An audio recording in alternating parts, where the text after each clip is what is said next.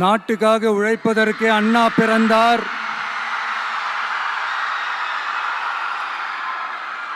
பொது நலத்தில் தானே நாள் முழுக்க கண்ணா இருந்தார் அப்படின்ட்டு எம்ஜிஆர் அவர்கள் ஒரு பாட்டு ஒன்று பாடியிருக்கிறாங்க, கேட்டிருப்பீங்க. அப்படிப்பட்ட நம்ம காஞ்சி தலைவர் அறிஞர் அண்ணா அவர்கள் பிறந்த மாவட்டம் தான் இந்த காஞ்சிபுரம் மாவட்டம்.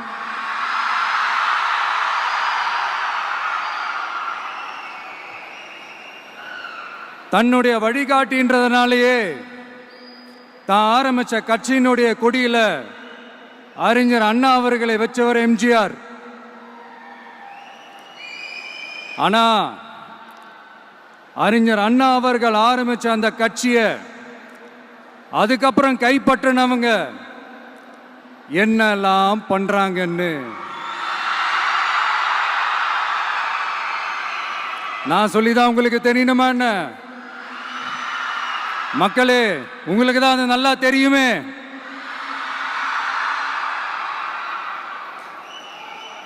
தனிப்பட்ட முறையில் எங்களுக்கும் அவங்களுக்கும் எந்த பிரச்சனையும் கிடையாதுங்க. எந்த வாய்க்கா வரப்பு தகராறுலாம் எதுவுமே கிடையாதுங்க. அப்படியே இருந்தாலும் அது நம்ம கண்டுக்கவே போறது இல்லைங்க. தனிப்பட்ட முறையில் அவங்களுக்கு வேணா நம்ம மேல வன்மத்தோட இருக்கலாங்க. ஆனா நாமெல்லாம் அப்படி கிடையவே கிடையாதுங்க. ஆனா உங்களை என்ன நம்ம எல்லாரையும் பொய் சொல்லி நம்ப வச்சு ஓட்டு போட வச்சு ஏமாத்தினாங்கல்ல,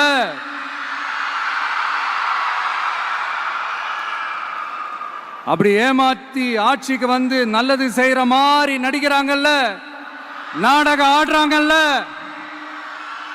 அவங்கள எப்படி நம்ம கேள்வி கேட்காம இருக்க முடியும்? அதனால அவங்கள நம்ம கேள்வி கேட்காம விட போறதே இல்லை.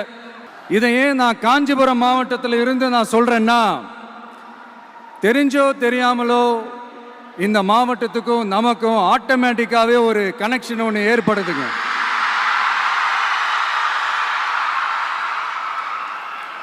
ஏன்னா நம்மளுடைய முதல் கள பயணத்தை தொடங்கினதே பரந்தூர்ல இருந்து தான்.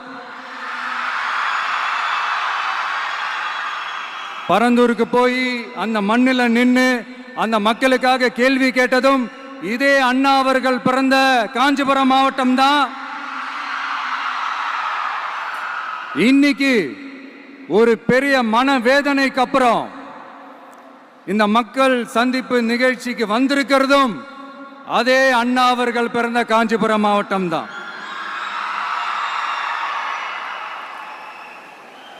அதனால நமக்கு எல்லாமும் கொடுத்த நம்ம மக்களுக்காக எல்லா நல்லதையும் செய்யணும்.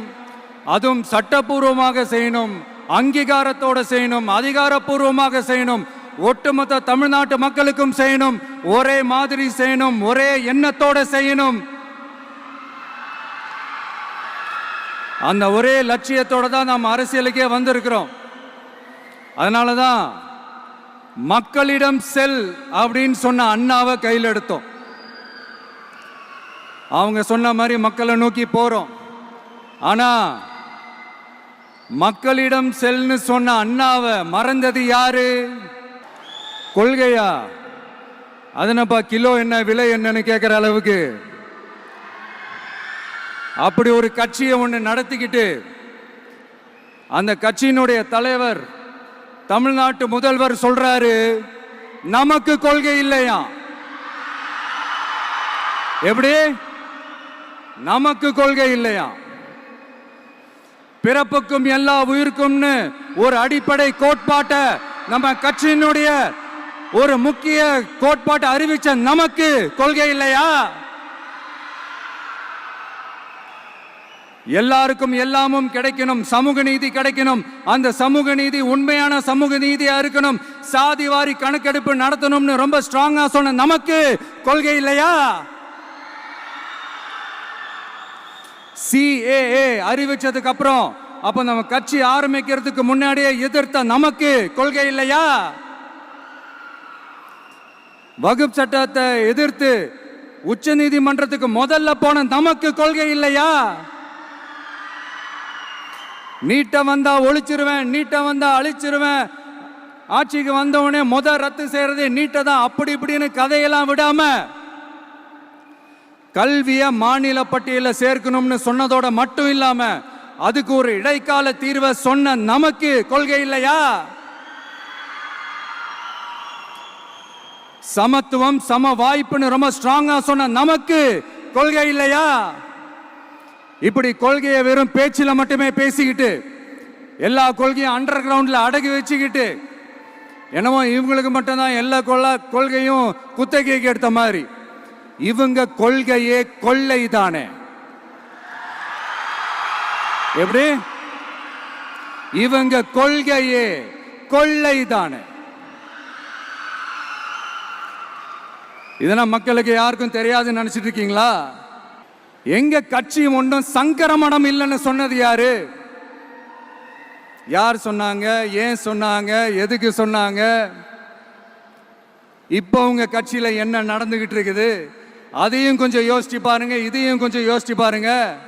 அதனால பாப்பா, பவள விழா பாப்பா, நீ பாசாங்கு காட்டாத பாப்பா. நீ நல்லவர்கள் போல் நடிப்பதை பார்த்து நாடே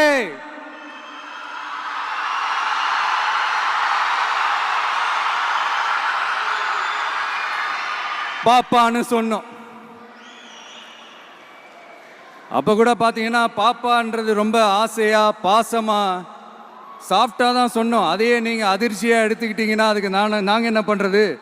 அதே நீங்க விமர்சனம்னு சொன்னீங்கன்னா நாங்க என்ன பண்றது? இன்னும் நாங்க விமர்சனம் செய்ய ஸ்டார்ட் பண்ணவே இல்லையே, இன்னும் நாங்க அடிக்க ஸ்டார்ட் பண்ணவே இல்லையே, அதுக்குள்ள அலர்னா எப்படி? புலவர்கள் யாராவது இருந்தாங்கன்னா கர்ச்சீஃப் எடுத்து அவங்க கண்ணீரை துடைத்து விடுங்கள். சரி, அது அவங்க பிரச்சனை, அவங்க பார்த்துக்கிட்டோம். நமக்கு எப்பவுமே மக்கள் தாங்க, மக்களுடைய பிரச்சனையை பத்தி பேசுறது தான். இன்னைக்கு நம்ம காஞ்சிபுரம் மாவட்டத்துக்கு வந்திருக்கிறோம். இங்க மக்கள் ஃபேஸ் பண்ற அந்த பிரச்சனையை பத்தி நம்ம பேசி ஆகணும். இந்த காஞ்சி மண்ணை வாழ வைக்கிற ஜீவ நதி பாலாறு, உயிர் நதி பாலாறு. இந்த மக்களோட உயிரோடவும் ரத்தத்தோடும் கலந்து ஓடுவது பாலாறு. அந்த பாலாறை இன்னைக்கு பெரியார் பெயரையும் அண்ணா பெயரையும் சும்மா பேருக்கு வச்சுக்கிட்டு ஆட்சி நடத்துறவங்க என்ன பண்றாங்க தெரியும்ல? சுரண்டிட்டாங்க, கொள்ளையடிச்சிட்டாங்க, நாசம் பண்ணிட்டாங்க, மோசம் பண்ணிட்டாங்கன்னு இன்னும் என்ன வேணாலும் சொல்லலாம். ஆக மொத்தம் அழிச்சிட்டாங்க. இதை நான் ஏதோ போற போக்கில் ஏதோ அடிச்சு விடலங்க, ஆதாரத்தோட தான் சொல்றேன். அனுமதிக்கப்பட்ட அந்த லெவலை தாண்டி 22,70,000 யூனிட் மணலை கொள்ளையடிச்சிருக்கிறாங்க. ஸோ ஆக மொத்தம் இதில் அவங்க அடித்த கொள்ளை எவ்வளோ தெரியுமா? ரொம்பலாம் இல்லை, கம்மி தான். 4,730 கோடி. கம்மி தான் இல்லை? இதுக்கெல்லாம் அவங்க ஆதாரம்லாம் கேட்க முடியாது. ஏன்னா இந்த ஆதாரம்லாம் ஆல்ரெடி கோர்ட்டில் இருக்குது, அமலாக்கத்துறை டிபார்ட்மெண்ட்டில் இருக்குது. அந்த டிபார்ட்மெண்ட்டில் வேலை செஞ்ச சில நல்லவர்கள் அவங்க அடித்த அந்த கொள்ளையெல்லாம் தாங்க முடியாமல் வெளியில் சொன்ன அந்த ஆதாரங்கள், இதெல்லாம் சம்பந்தப்பட்டவங்களுக்கு இன்னும் நல்லாவே தெரியும். அதனால இது சம்பந்தமா ஆதாரங்களை கொடுலாம் அவங்க கேட்க முடியாது. மணலை கொள்ளையடிச்சா நீர்நிலைகள் அழியும், ஏரி குளம் கண்மா எல்லாம் அழியும். இதெல்லாம் அழிஞ்சா விவசாயம் அழியும், விவசாயம் அழிஞ்சு போனா விவசாயிகள் அழிஞ்சிருவாங்க. ஆக மொத்தம் நாம் எல்லாரும் மொத்தமா அழிஞ்சு போக வேண்டியதுதான். இப்படி மேலிருந்து கீழே வரைக்கும் ஒரு கட்சியை சிண்டிகேட் போட்டு கொள்ளையடிக்கிறத கேள்விப்பட்டிருக்கிறீங்களா மக்களே? இதே காஞ்சிபுரத்தோட உலக பெருமை நம்ம பட்டும் கைத்தறி துணியும் அதை தயாரிச்சு கொடுக்கிற கைத்தறி நெசவாளர்களும் தான். காஞ்சிபுரம் பட்டுன்னு சொன்னா உலகத்துக்கே தெரியும். ஆனா அதை தயாரிச்சு கொடுக்கிற நெசவாளர்கள் நிலை என்ன தெரியுமா? வறுமை, துன்பம், கந்துவட்டி கொடுமை. பட்டு கைத்தறிக்கு கூட்டுறவு சங்கங்கள் இருக்கு, பருத்தி கைத்தறிக்கும் கூட்டுறவு சங்கங்கள் இருக்கு. சுமார் 40,000 பேர் அதில் உறுப்பினர்களா இருக்கிறாங்க. அது போக சாய தொழில், தறிப்பட்டறை தொழில்னு இதை நம்பி 40,000 குடும்பங்கள் இருக்கு. ஆனா அவங்களோட ஒரு நாள் கூலி எவ்வளவு தெரியுமா? வெறும் 500 ரூபா தான். அதை கொஞ்சம் அதிகப்படுத்தி கொடுங்கன்னு போராடி போராடி பார்த்து ஒன்றும் நடக்கல. இதோட அவங்க கஷ்டம் முடிஞ்சுதா? வடகிழக்கு பருவமழை அந்த 500 ரூபா கூலிக்கு வேட்டு வச்சிடுச்சு. எப்படி விவசாயிகள் டெல்டா மாவட்டங்களில் மழையால பாதிக்கப்பட்டாங்களோ, அவங்கள கண்டுக்காம எப்படி இந்த அரசாங்கம் கைவிட்டுடுச்சோ, அதே மாதிரி தான் நம்ம கைத்தறி நெசவாளர்களும் மழையால பாதிக்கப்பட்டிருக்கிறாங்க. அடுத்து இந்த காஞ்சிபுரம் மாவட்டத்தோட பஸ் ஸ்டாண்டு 60 வருஷத்துக்கு முன்னாடி கட்டினதான். அண்ணா அவர்கள் ஆட்சிக்கு வந்தப்போ கட்டியிருப்பாங்க போல. அது இன்னும் புதுப்பிக்க கூட முடியாம கேட்டா என்ன சொல்லுவாங்க? அந்த லேண்டு வந்து கேஸில் இருக்குது. இல்லை, நான் கேட்குறேன், ஒரு கவர்மெண்ட்னால வேற ஒரு நல்ல இடத்தை தேர்வு செஞ்சு ஒரு பஸ் ஸ்டாண்ட் கட்டி தர முடியாதா? பிரச்சனை என்ன தெரியுமாங்க? அவங்களுக்கு மக்களை பத்தி யோசிக்கிறதுக்கே நேரம் இல்லை. அதுதான் பிரச்சனை. அடுத்து பாலாஜாபாத் பக்கத்துல அவலூர் ஏரி இருக்கு. அது பாலாற்றை விட உயரமா இருக்கு. அதனால என்ன ஆகுதுன்னா, ஆத்து தண்ணி ஏரிக்கு போக முடியாம போயிடுது. அதை சரி பண்ணி அந்த இடத்துல ஒரு தடுப்பணையை கட்டினா ஏரி நிறைய தண்ணி நிற்கும். அப்படி நின்னா அவலூர் மட்டும் இல்ல, ஆசூர் உட்பட இன்னும் எத்தனை கிராமங்கள், எத்தனை ஆயிரம் ஏக்கர் விவசாயம் நல்லா நடக்கும். இதுக்கு இன்னும் எத்தனை வருஷம் மக்கள் கோரிக்கை கொடுக்கணும், மக்கள் போராடணும். இந்த பிரச்சனையெல்லாம் இருக்கிற அதே காஞ்சிபுரம் மாவட்டத்தில் தான் பரந்தூர் ஏர்போர்ட் கட்டுற பிரச்சனையும் இருக்குது. அந்த பிரச்சனையில கண்டிப்பா நாங்க விவசாயிகள் பக்கம் தான் நிற்போம். அதுல எந்த மாற்று கருத்துமே கிடையாது. இந்த கவர்மெண்ட் பரந்தூர் விவகாரத்தில் எங்களுக்கோ இல்ல விவசாயிகளுக்கோ எந்த விதமான காரணங்கள் சொல்லி எஸ்கேப் ஆகவே முடியாது. இப்படி மக்களுக்காக மக்களோட பிரச்சனைகளை எடுத்து பேசுறதுனால இப்போ ஆட்சியில் இருக்கிறவங்களுக்கு நம்ம மேலே ஒரு ஆத்திரம் வரத்தானே செய்யும். அதனால தான் நீங்கள் பார்த்தீங்கன்னா சட்டசபையில் ஆரம்பித்து ஒரு சாதாரண நிகழ்ச்சி வரைக்கும் எல்லா மேடையிலையும் மேடைக்கு மேடை டிவிக்கே தான். டிவிக்கே அவதூறு, அவதூறு டிவிக்கே, டிவிக்கே அவதூறு, அவதூறு டிவிக்கே. இதுக்கெல்லாம் கண்டிப்பாக நாங்கள் பதில் சொல்லுவோம், சொல்லாமலாம் இருக்க மாட்டோம். இப்போ கூட கரூரை பற்றி பேசுவேன்னு எதிர்பார்த்துருப்பாங்க. அதை நான் கொஞ்சம் அப்புறமா பேசுகிறேன். பட் இப்போ நம்மளுடைய விஷன் என்னன்னு சொல்லணும்னு நான் கொஞ்சம் ஆசைப்படுறேன். நம்ம ஆட்சிக்கு வந்தா, அது என்ன வந்தா,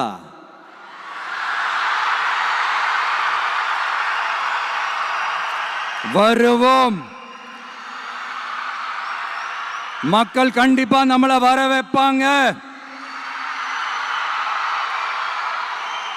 மக்களுக்கான ஆட்சியை மக்களே விரும்பி வர வைக்கத்தானே செய்வாங்க. அப்படி மக்களால் அமைக்கப்பட போற நம்ம ஆட்சியில நம்ம என்ன செய்ய போறோம்ன்றது அதுக்கான அந்த தேர்தல் அறிக்கையில அதுக்கான விளக்கத்தை டெஃபினட்டா கொடுப்போம். பட் அதுக்கு முன்னாடி ஒரு சின்னதா லைட்டா நான் கொஞ்சம் அதை சொல்லணும்னு ஆசைப்படுறேன். எல்லாருக்கும் நிரந்தரமான வீடு இருக்கணும்.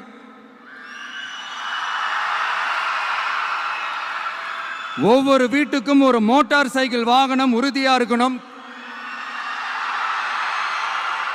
காரும் தான் லட்சியம். அதுக்கான வசதி வாய்ப்பை உருவாக்குற அளவுக்கு பொருளாதார வளர்ச்சிக்கு வழியை உண்டாக்கணும். ஒவ்வொரு வீட்டில் இருக்கிற ஒவ்வொருத்தரும் மினிமம் டிகிரி படிச்சிருக்கணும். ஒவ்வொரு வீட்லையும் குறைந்தபட்சம் ஒருத்தருக்கு நிரந்தர வருமானம் கிடைக்கணும். அதுக்கான வேலை வாய்ப்பை உருவாக்கணும். அதுக்கு தகுந்த மாதிரி கல்வியில பாடத்திட்டத்தில் சீர்திருத்தம் செய்யணும். கவர்மெண்ட் ஹாஸ்பிட்டல்ஸுக்கு மக்கள் எல்லாரும் பயம் இல்லாம நம்பி போற மாதிரி மாத்தணும். பருவமழை காலத்தில் ஏற்படுற வெள்ளத்தால ஊரும் சரி, மக்களும் சரி, விவசாயமும் சரி பாதிக்கப்படாம இருக்கணும். அதுக்கு 4000 கோடி திட்டம்னு ஒரு உருட்டுனாங்களே, அந்த மாதிரிலாம் எதுவும் இல்லாம உண்மையான ஒரு பாதுகாப்பு திட்டத்தை உருவாக்கணும். தொழிலாளர்களோட, நெசவாளர்களோட, அரசு ஊழியர்கள் மற்றும் ஆசிரியர்களோட கருத்து கேட்டு அவங்களுக்கான பாதுகாப்பு மற்றும் வளர்ச்சி திட்டங்களை உருவாக்கணும். உருவாக்குறது மட்டும் இல்லை, அதை செயல்படுத்தணும். முக்கியமாக இண்டஸ்ட்ரியல் டெவலப்மெண்ட்ஸில் கான்சென்ட்ரேட் பண்ணணும். எல்லாத்தையும் விட ரொம்ப ரொம்ப முக்கியம், சட்டம் ஒழுங்க ரொம்ப ஸ்ட்ரிக்டாக வச்சிருக்கணும். நம்மளுடைய அம்மா, அக்கா, தங்கச்சிகள், அவங்களுடைய பிள்ளைகள், குழந்தைகள் எல்லாருக்கும் பாதுகாப்பை, அதுவும் உண்மையான ஸ்ட்ராங்கான பவர்ஃபுல்லான பாதுகாப்பை உண்டாக்கணும். அண்ணா யூனிவர்சிட்டியில் நடந்த அந்த பெண்ணுக்கு நடந்த அந்த பிரச்சனை மாதிரியோ, இல்ல கோவையில் நடந்த அந்த கல்லூரி பெண்ணுக்கு நடந்த பிரச்சனை மாதிரியோ அதெல்லாம் நடக்க விடவே கூடாது. நம்ம வீட்டு பெண்கள் ஸ்ட்ராங்கா, பயமே இல்லாம தைரியமா இருக்கணும். இதை எப்படி செயல்படுத்த போறோன்றது முன்னாடி சொன்ன மாதிரி நம்மளுடைய தேர்தல் அறிக்கையில் அதுக்கான விளக்கத்தை ரொம்ப டீட்டெயில்டாக கொடுப்போம்.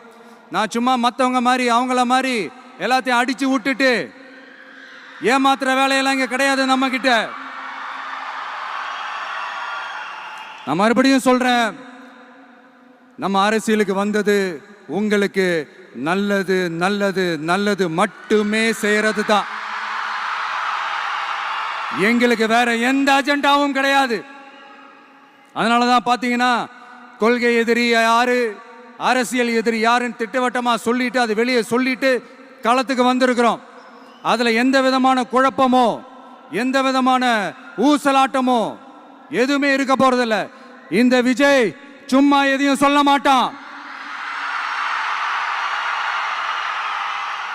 ஒன்னு சொன்னா அதை செய்யாம விட மாட்டான். அது மக்களுக்கு நல்லாவே தெரியும். அப்புறம் ஒரு அதிசயம் சொல்ல முடியாது, இது ஒரு கண்டுபிடிக்க முடியாத ஒரு உண்மைன்னு சொல்லலாம். அது என்னப்பா, அது தற்குறியா? நம்ம டிவிகேக்கு சப்போர்ட் பண்ற கோடிக்கணக்கான லட்சக்கணக்கான மக்கள், நம்மளுடைய நண்பிகள், நம்மளுடைய ஜென்சி கிட்ஸ் எல்லாரையும் தற்குறிகள்னு சொல்லி வாங்கி கட்டிக்கிட்டு இப்போ அவங்களாம் தற்குறியெல்லாம் கிடையாது, அப்படிலாம் அவங்கள கூப்பிடாதீங்க, அவங்க சங்கிகள்லாம் கிடையாது, அப்படிலாம் அவங்கள கூப்பிடாதீங்கன்னு சொல்லி ஒரு குரல். யாருடா அந்த குரல் அப்படின்னு பார்த்தா, இப்போ ரீசண்டா அறிவு திருவிழான்னு ஒன்று நடத்தினாங்கல்ல, அவதூறு திருவிழா. அதுல அவங்க தலைமையே குழப்புற மாதிரி, அறிவு கண்ணை திறந்து வைக்கிற மாதிரி ஒருத்தர் பேசியிருக்கிறார். அவர் யாருன்னா அது அவங்களோட எம்எல்ஏவே. அந்த எம்எல்ஏ யாருன்னா நம்மளுடைய கொள்கை தலைவர்கள் ஒருத்தரான மக்கள் சேவகர் அஞ்சலை அம்மாளோட சொந்தக்காரர். என்னடா இது இப்படி ஆகி போச்சு, டிவிகேக்கு சப்போர்ட் பண்ற மாதிரி நம்ம கட்சியிலேருந்தே ஒரு குரல் வருதுன்னு சொல்லி தலைமையில் ஃபுல்லா கன்ஃபியூஷன். அந்த கன்ஃபியூஷன் இதோட நிக்காது. அந்த ஆதரவு குரல் ஒரு வீடு விடாம, ஒரு இடம் விடாம, எல்லா இடத்துலையும் எல்லா வீட்லையும் இன்னும் பலமா எதிரொலிக்குதான் இல்லையான்னு பாருங்க. சும்மா பிளாஸ்ட் தான்.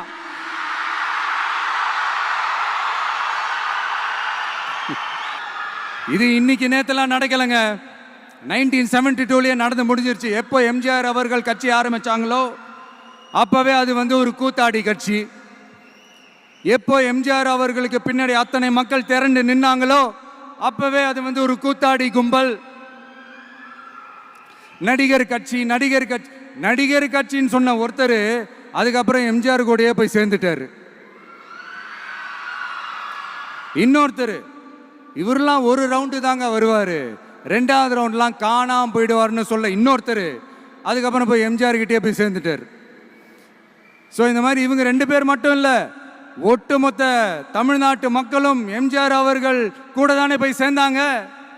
அதனால இது வரலாறு. இந்த வரலாறு நம்மளை விட அவங்களுக்கு இன்னும் நல்லாவே தெரியும். அதனால தான் பார்த்தீங்கன்னா 53 வருஷமா அதே கதறல்கள், கூத்தாடி கூட்டம், நடிகர் கட்சி, நடிகர் கூட்டம், இப்படி. மர்மயோகின்ற ஒரு படத்தில் அவருடைய கேரக்டர் பேர் வந்து கரிகாலன். அதில் ஒரு சூப்பர் டயலாக் ஒன்று சொல்லியிருப்பார். குறி வைத்தால் தவற மாட்டேன், தவறுமானால் குறியே வைக்க மாட்டேன். இதெல்லாம் யாருக்கு சொல்றோம், எதுக்கு சொல்றோம்னு புரிய வேண்டியவங்களுக்கு புரிஞ்சா நல்லா இருக்கும். ஏண்டா இந்த விஜய தொட்டோம்,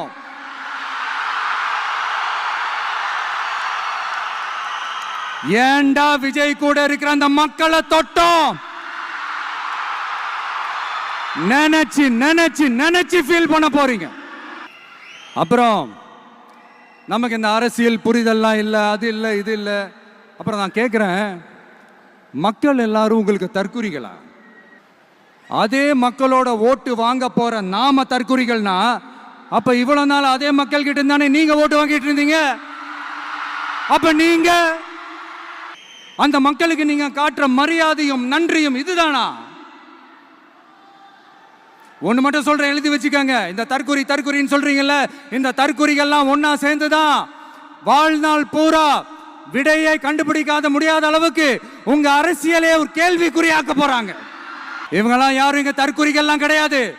இவங்க எல்லாரும் தமிழ்நாட்டு அரசியலோட ஆச்சரியக்குறி. இவங்க எல்லாரும் தமிழ்நாட்டு அரசியலோட அந்த மாற்றத்திற்கான அறிகுறி. சும்மா லாஜிக்கே இல்லாம தற்குறி. நண்பி, எல்லா மேடையிலும் ரிப்பீட்டடா ஒரு விஷயம் நான் சொல்லுவேன்ல, இப்ப நீங்க சொல்லுங்க. ஒண்ணு, இன்னொன்னு, ரிப்பீட். ஒண்ணு, இன்னொன்னு.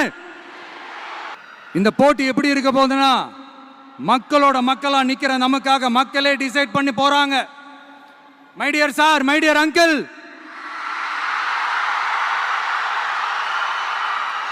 ஆல்ரெடி டிசைட் பண்ணியாச்சு. கான்பிடென்டா இருங்க மக்களே, நல்லதே நடக்கும், வெற்றி நிச்சயம். மீண்டும் சந்திக்கும் வரை நன்றி, வணக்கம். வெளியில போக பர்மிஷன் கிடைச்சவன கூடிய சீக்கிரம் வெளியில வருவோம். அதனாலதான் இப்படி ஒரு ஏற்பாடு. எல்லாரும் இருந்து சாப்பிட்டு போகணும்.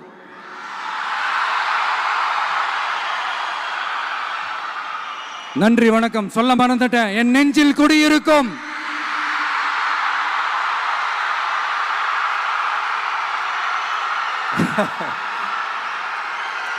Sorry, slip my mind.